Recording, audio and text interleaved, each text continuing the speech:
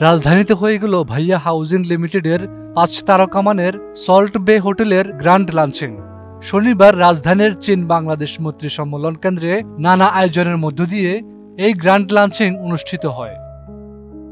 3 দিনব্যাপী এই উদযাপনের আজ শনিবার ছিল শেষ দিন।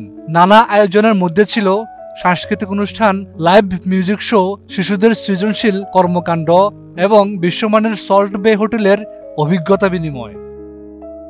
এ সময় অনুষ্ঠানে উপস্থিত ছিলেন সল্ট বের মূল প্রতিষ্ঠান ভাইয়া হাউজিং লিমিটেডের চেয়ারম্যান মারুফ সাত্তার আলী। দেশের ট্যুরিজমকে বিশ্ব দরবারে পৌঁছাতে হলে যোগাযোগ ব্যবস্থার পাশাপাশি নিরাপত্তা উন্নত করতে হবে বলে তিনি গুরুত্বারোপ করেন। চট্টগ্রাম, সিলেট সহ দেশের 5টি ট্যুরিস্ট স্পটে ভাইয়া হোটেল রয়েছে। আমরা দেশেই আমরা এই জিনিসটা করতে পারি। আমাদের লোকাল ট্যুরিজমের এখনো প্রচুর ঘাটতি আছে।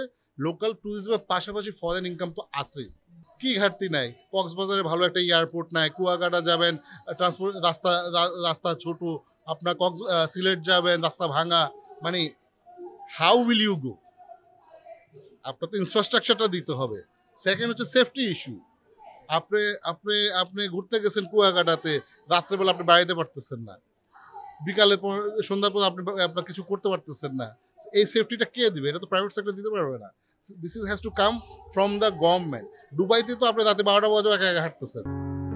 অনুষ্ঠানের শেষ দিনে ঢাকার প্রায় 50টি স্কুলের নার্সারি থেকে ক্লাস 5-এর শিক্ষার্থীরা নৃত্য, গান ও চিত্রাঙ্কন প্রতিযোগিতায় অংশ নেয়। শিশুদের এই আয়োজন প্রসঙ্গে ভাইয়া হাউজিং লিমিটেডের চেয়ারম্যান মারুফ সাত্তার আলী রাসেল বলেন, মাইলস্টোনে বিমান দুর্ঘটনায় শিশুরা যে ট্রমার মধ্যে ছিল সেখান থেকে যেন তারা বেরিয়ে আসতে পারে।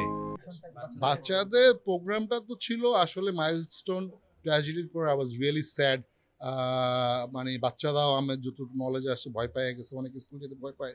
জাস্ট ওদেরকে একটু এনকারেজ করার জন্য গানের প্রোগ্রাম আর একটু আর্ট প্রোগ্রাম, যাতে ওরা উৎফুল্ল হয়। অনুষ্ঠানের শেষ পর্বে পুরস্কার বিতরণী, র্যাফেল ড্র ও মনোজ্ঞ সাংস্কৃতিক অনুষ্ঠান উপস্থিত দর্শকদের মন কেড়ে নেয়। হাফিজুল্লাহ, 21 টেলিভিশন।